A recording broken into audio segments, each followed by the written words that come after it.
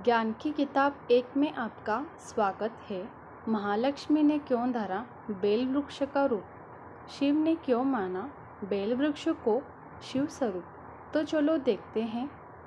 नारद जी ने एक बार भोलेनाथ की स्तुति कर पूछा, प्रभु आपको प्रसन्न करने के लिए सबसे उत्तम और सुलभ साधन क्या है? हे त्रिलोकीनाथ, आप तो निर्विकार और निष्काम हैं। आप सहज ही प्रसन्न हो जाते हैं। फिर भी मेरी जानने की इच्छा है कि आपको क्या प्रिय है। शिव जी बोले, नारद जी, वैसे तो भक्त के भाव सबसे प्रिय है, फिर भी आपने पूछा है तो बताता हूँ। मुझे जल के साथ साथ बेलपत्र बहुत प्रिय है।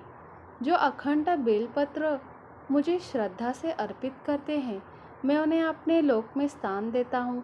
नारद जी भगवान शंकर और माता पार्वती की वंदना कर अपने लोक को चले गए। उनके जाने के पश्चात पार्वती जी ने शिव जी से पूछा, हे प्रभु, मेरी यहाँ जाने की बड़ी उत्कट इच्छा हो रही है कि आपको बेलपत्र इतने प्रिय क्यों हैं? कृपा करके मेरी जिज्ञासा शांत करें। शिव जी बोले, हे शिवे, बेलपत्र के पत्ते मेरी जटा के समान हैं। उसका त्रिपत्र यानी 3 पत्ते ऋग्वेद, यजुर्वेद और सामवेद है। शाखाएं समस्त शास्त्र का स्वरूप है। बेल वृक्ष को आप पृथ्वी का कल्प वृक्ष समझे, जो ब्रह्मा विष्णु शिव स्वरूप है। हे पार्वती, स्वयं महालक्ष्मी ने शैल पर्वत पर बेल वृक्ष का रूप में जन्म लिया था। इस कारण भी बेल का वृक्ष मेरे लिए अति प्रिय है। महालक्ष्मी ने बेल का रूप धरा। यह सुनकर पार्वती जी कौतूहल में पड़ गई। पार्वती जी कौतूहल से उपजी जिज्ञासा को रोक न पाई। उन्होंने पूछा, देवी लक्ष्मी ने आखिर बेल वृक्ष का रूप क्यों लिया? आप यह कथा विस्तार से कहें। भोलेनाथ ने देवी पार्वती को कथा सुनाना शुरू की। हे देवी, सतयुग में ज्योति रूप में मेरे अंश का रामेश्वर लिंग था। ब्रह्मा आदि देवों ने उसका विधिवत पूजन अर्चन किया था। इसका परिणाम यह हुआ कि मेरे अनुग्रह से वाणी देवी की सबकी प्रिय हो गई। वह भगवान विष्णु को सतत प्रिय हो गई। मेरे प्रभाव से भगवान केशव के मन में वाग्देवी के लिए जितनी प्रीति उपजी हुई, वह स्वयं लक्ष्मी को नहीं भाई। लक्ष्मी देवी का श्रीहरि के प्रति मन में कुछ दुराव पैदा हो गया। वह चिंतित और रुष्ट होकर चुपचाप परम उत्तम श्रीशैल पर्वत पर चली गई।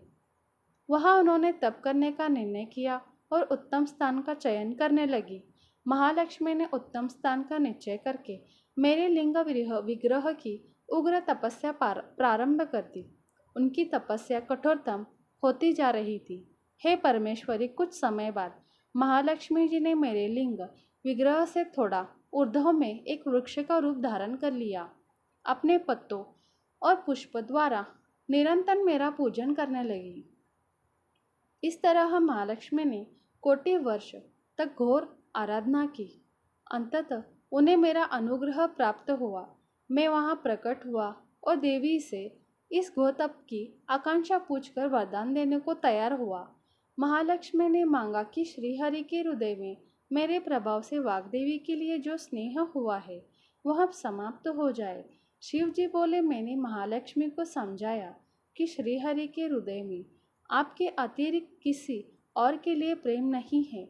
वाग्देवी के प्रति उनका प्रेम नहीं, अपितु श्रद्धा है।